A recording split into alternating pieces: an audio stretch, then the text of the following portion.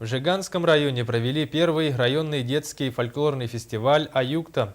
Конкурс посвятили Году культуры в России и Году Арктики в республике. Слово Анне Петровой.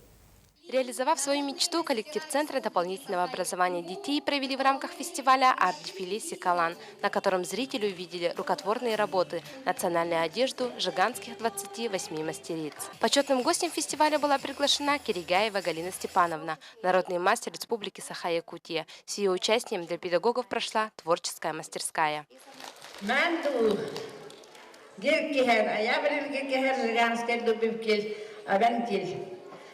Suomea festival oras. Kunga karte. Ajamata jutatnal. Met Jakobavan Jelaskaki Hamal Jahten. Kunga kar. Ajamata Chakaldo.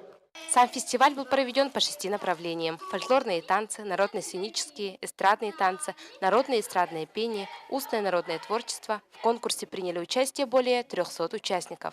Я думаю, что этот фольклорный фестиваль у нас станет традиционным, хотелось бы такого, потому что знание фольклора, изучение фольклора – это в первую очередь воспитание человека-гражданина, воспитание человека-патриота своей северной земли. Мы выступали в этом переносе духа огня «Очаг» и стали дипломатами второй степени. Как отмечают довольные зрители и сами организаторы, фестиваль «Аюкта», зажженный в год Арктики, станет путеводной звездой в открытии новых талантов. Анна Петрова, НВК «Саха», Жиганск.